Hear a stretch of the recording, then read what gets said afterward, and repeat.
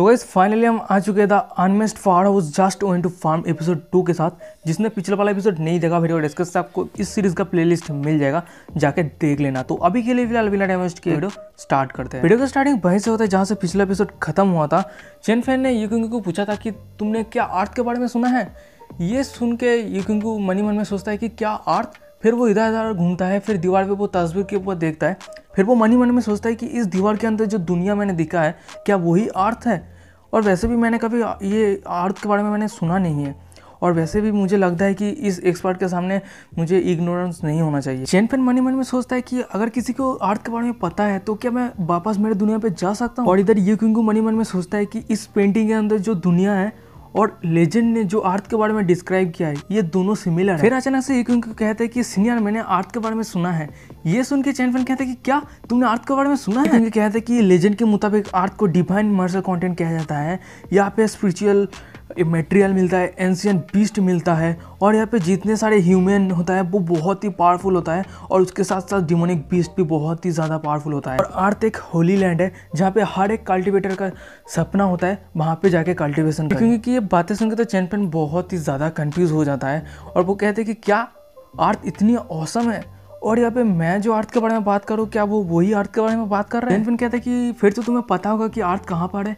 ये सुन के यूकिंग मन ही मन में सोचता है कि मैंने जो कहा शायद ये सच है, और सीनियर बहुत ही ज़्यादा पावरफुल है और वो फॉर्मिडल लैंड से आया है। क्योंकि कहते हैं कि अर्थ कहाँ पे रहता है ये बहुत ही ज़्यादा मिस्टीरियस है, और कुछ ही डिवाइन मार्शल कॉन्टिनेंट को ही पता है इसका लोकेशन कहाँ पे है, और मैं इतना ज़्यादा क्वालिफाइड नहीं हूँ इसका सीक्रेट जानने के लिए। क्योंकि ये बातें सुन के चेन फैन मन ही मन में सोचता है कि इस लड़की के दिमाग में कोई प्रॉब्लम नहीं है। सही है। अचानक से यूकिंग को चेन फैन के सामने घुटने टेक देता है। फिर वो कहते हैं कि सीनियर आप मुझे आपका डिसाइपल बना लीजिए, और आपने जो मेरी ज़िंदगी बचाई इसके लिए मैं ज़िंदगी भर आपको सेवा करूँ। क्योंकि ये हरकतें देख के चेन फैन तो पूरा हक्का बक्का रह जाता है। फिर वो मन ही मन में सोचता है कि इस लड़की के दिमाग में कोई प्रॉब्लम है क्या। और फिर वो मन ही मन में सोचता है कि इस लड़की को देख के लगता है कि वो एक मार्शल आर्ट्स है, और फिर भी वो एक मॉडल को मास्टर किया है। क्योंकि अचानक से मन ही मन में सोचता है कि मैं ये क्या कर रहा हूँ। सीनियर ने मुझे बचाया, हील किया, और यहाँ तक कि ब्रेक थ्रू करने पे भी मदद की, और फिर भी मैं और भी कुछ मांग रहा हूँ। फिर वो मन ही मन में कहता है कि सीनियर ज़रूर गुस्सा करेंगे। फिर हम क्या देखते हैं कि चेन फैन ने यूकिंग को पकड़ता है। फिर चेन फैन यूकिंग के सिर के ऊपर अपना सिर लगाता है। फिर वो कहता है कि नहीं तुम्हें बुखार नहीं है। फिर वो कहते हैं ठीक है चलो मेरे हाथ को पकड़ो। यूकिंग कहता है कि सीनियर ये तो यूकिंग का आधी बात काटते हुए चेन फैन कहता है कि क्योंकि मैं सिर्फ एक मॉर्टल हूँ और तुम मुझे तुम्हारा मास्टर मत बोलो। चेन फैन की ये बातें सुनकर तो यूकिंग को बहुत ही ज़्यादा शौक हो जाता है, और फिर वो मन ही मन में कहता है कि मैंने मास्टर को इतना ज़्यादा अपसेट कर दिया कि खुद को मॉर्टल कह रहा है। यूकिंग को अचानक से ज़मीन पे बैठ जाता है। फिर वो मन ही मन में कहता है कि यूकिंग तू किस तरह का पर्सन है, तू सीनियर को इतना ज़्यादा फोर्स किया कि सीनियर खुद को मॉर्टल बोल पाए। फिर वो मन ही मन में कहते हैं कि मैं मास्टर को सेवा नहीं कर पाऊंगा, मैं मास्टर को सेवा करने के लिए क्वालिफाइड ही नहीं। सब देख के चेन फैन कहता है कि ठीक है तुम थोड़ा रेस्ट कर लो। फिर वो बाहर जाने लगता है।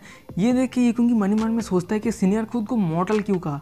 क्या सीनियर खुद को मॉर्टल प्रिटेंड करके हमारे इस इंसानी दुनिया में एक्सपीरियंस करने के लिए आया है। वो मन ही मन में कहते हैं कि मैंने सीनियर को ज़बरदस्ती मास्टर बनने के लिए और उसने सेवा करने के लिए मजबूर किया है, और उन्हें इस दुनिया का एक्सपीरियंस करने के लिए परेशान किया है। तो मुझे लगता है कि सीनियर बहुत ही ज़्यादा गुस्सा है। फिर यूकिंग को बाहर आते हुए कहते हैं कि नहीं मुझे एक उपाय ढूंढना ही होगा। और फिर वो मन ही मन में कहता है कि सीनियर अगर इस दुनिया पे आके खुद को मॉडल कह रहा है तो कुछ ना कुछ ज़रूर एक पर्पस होगा, और अगर सीनियर खुद को मॉडल कह रहा है तो सीनियर को मैं मॉडल के रूप में ट्रीट करूंगा, और सीनियर के पास जाने की कोशिश करूंगा, और सीनियर को चेयर अप करूंगा। फिर यूकिंग को बाहर आता है, देखता है कि चेन फैन उस बार्ड को पका रहा होता है। ये देख के यूकिंग मन ही मन में सोचता है कि जैसे मास्टर से उम्मीद थी उसका स्किल और क्रिएटिविटी एकदम अलग ही है।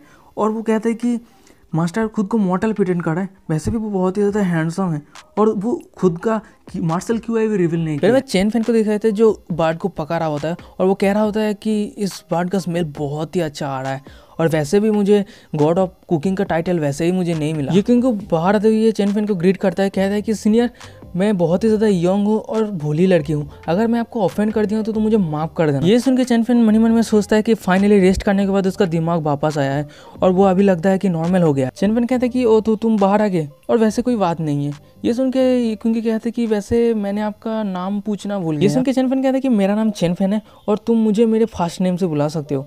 ये सुन के यूकिंग कहता है कि अगर ऐसी बात है तो मैं आपको सेट चेन बुलाऊंगा, और सेट चेन अगर बुरा ना माने तो मुझे सोयू बोल के बुला सकते हैं। चेन फैन कहते हैं कि सोयू क्या तुम ब्लैक हॉक का मीट खाना चाहते हो, इसका स्मेल बहुत ही अच्छा है।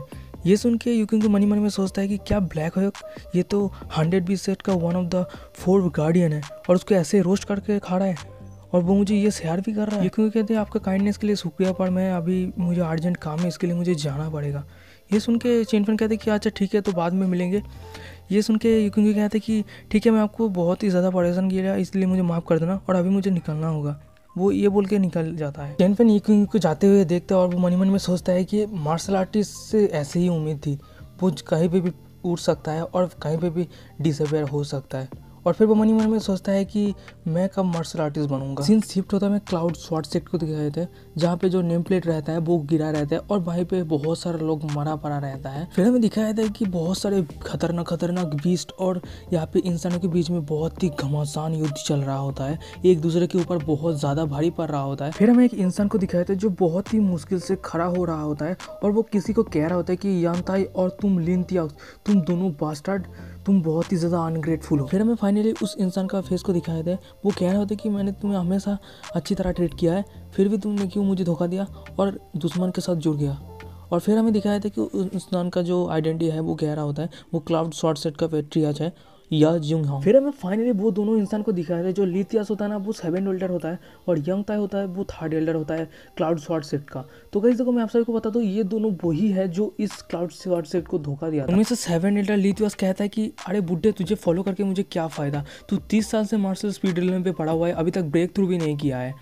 तो यहाँ पे 3rd एल्डर कहता है कि अभी आज नहीं तो कल ये 20 सेट का द्वारा ये स्वॉर्ड सेट खत्म हो जाएगा, तो मैंने सिर्फ और सिर्फ सही डिसीजन लिया है। फिर हमें कि इंसान को दिखाते हैं जो कह रहा होता है कि चलो बहुत हो गया अब इसको ख़त्म करते हैं, और वो यहाँ पे क्लाउड स्वॉर्ड सेट के पेट्रियस को कहता है कि अगर तुम हमारे 20 सेट को ज्वाइन करते हो तो मैं तुम्हारे जीवन को बच दूंगा और तुम्हारे रिवॉर्ड के तौर पे मैं तुम्हें हमारे सेट पे आपको एल्डर का पोजीशन दूंगा। और हमें दिखाया था कि इंसान का जो आइडेंटिटी है वो 120 सेट का यंग मास्टर। ये बातें सुन के क्लाउड स्वॉर्ड सेट का पेट्रियस बहुत ही ज़्यादा गुस्सा हो जाता है। फिर वो कहता है कि सपना देखना बंद करो, मैं कभी भी सरेंडर नहीं करूँगा 20 सेट। बातें सुन के 20 सेट का यंग मास्टर कहता है कि अगर ऐसी बात है तो मैं तुम्हें मरने में मदद करूँ। फिर हमें दिखाया था कि आसमान में अचानक से एक एफआईआर होता है और फिर वो चिल्लाते हुए कहते हैं कि यातांग और लिथियांस तुम दोनों बास्टार्ड, आज मैं तुम्हें इस सेट से क्लियर करूंगा। ये क्योंकि ये बातें सुनकर दोनों एल्डर तो पहले चुप रहता है और एक दूसरे के ऊपर देखता है, फिर अचानक से जोर जोर से हंसने लगता है। फिर दोनों एक साथ कहते हैं कि मैंने नहीं सोचा था कि वो ब्यूटी इतनी जल्दी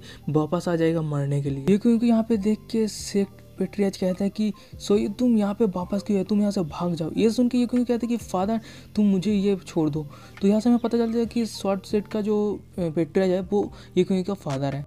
ये क्योंकि ये बातें सुन के उसका फादर कहता है कि बुद्धू की तरह बातें करना बंद करो, यहाँ पे जो भी है सभी मार्शल स्पीड ड्रिल पे एकदम पीक पर है, उस सभी से तुम्हारा कोई भी मैच नहीं है और मैं यहाँ सभी को होल्ड करके रखता हूँ, तुम यहाँ से भाग जाओ। ये सुन के 20 सेट का यंग मास्टर कहता है कि भाग जाओ, सपना देखना बंद करो। फिर वो 20 सेट का यंग मास्टर उस दोनों एल्डर को ऑर्डर देता है कि जल्दी जाओ वो क्लाउड सेट के पेट्रियच को मार दो और उसके बेटी को पकड़ लो। ये सुन के दोनों एल्डर कहता है कि अच्छा आपकी जो मर्जी। देख के ये उनको बहुत ही ज़्यादा गुस्सा हो जाता है। फिर वो आगे बढ़ते हुए कहता है कि तुम दोनों बास्टर्ड आज तुम मेरे हाथों पे मरने वाले। उनको सामने आते हुए देखकर वो दोनों बहुत ही ज़्यादा घबरा जाता है यूकिंग का पावर देख के। फिर वो दोनों चिल्लाते हुए कहते हैं कि क्या मार्शल स्पीड के एकदम पीक ड्रिल पर ये कैसे पॉसिबल हो सकता है। ये देखे तो दोनों बहुत ही ज़्यादा घबरा जाता है। 3rd एल्डर के नाक में तो लस्सी निकल के आता है। दोनों को बिना जवाब दिए बहुत ही ज़्यादा रफ्तार से दोनों को 2 हिस्सों में बांट देता है। ये सब देख के 20 सेट के यंग मास्टर बहुत ही ज़्यादा घबरा जाता है और फिर वो चिल्लाते हुए कहते हैं कि तुम कल ही तो अर्ली स्टेज पे थे मार्शल स्पीड पे और एक दिन के अंदर तुम कैसे 3 स्टेज आगे ब्रेक थ्रू कर सकते हो। ये सब देख के यूकी फादर भी बहुत ही ज़्यादा हैरान हो जाता है। फिर वो कहता है कि सोइयो तुम, क्योंकि सभी को इग्नोर करते हुए 20 सेट के यंग मास्टर को कहता है कि किन्हाओ अब तुम्हारी बारी। ये सब देख के 20 सेट के यंग मास्टर तो बहुत ही ज़्यादा घबरा जाता है। फिर वो उसके आर्मी को कहता है कि चलो उडल कर लो। फिर वो जाते हुए कहता है कि तुम सिर्फ इंतजार करो, क्लाउड सेट बहुत जल्द डिस्ट्रॉय हो जाएगा। सेट का यंग मास्टर जाने के बाद क्लाउड स्वॉर्ड सेट का जितना सारा डिसाइबल था वो सभी खुद से झूमने लगता है और वो चिल्लाते हुए कहते हैं कि हम लोग जीत गए, हम लोग जीत गए। सब देख के क्लाउड स्वॉर्ड सेट के पेट्रियच को तो कुछ भी समझ में नहीं आता है। फिर वो यूकी के पास आके कहता है कि सोयन ये क्या चल रहा है। और इसी के साथ आज का एपिसोड खत्म हो जाता है। वीडियो कैसा लगा मुझे कमेंट करके जरूर बताना। वीडियो अगर अच्छा लगा तो वीडियो को लाइक कर देना और अगर कमेंट करके बता सकते हो कंटिन्यू करने के लिए। और अगर कोई भी ओपिनियन देना हो तो वीडियो डिस्कशन आपको इंस्टाग्राम का लिंक मिल जाएगा, जाके फॉलो मैसेज जो भी करना है करो। आज के लिए बस इतना ही, मिलते हैं और एक नेक्स्ट एपिसोड।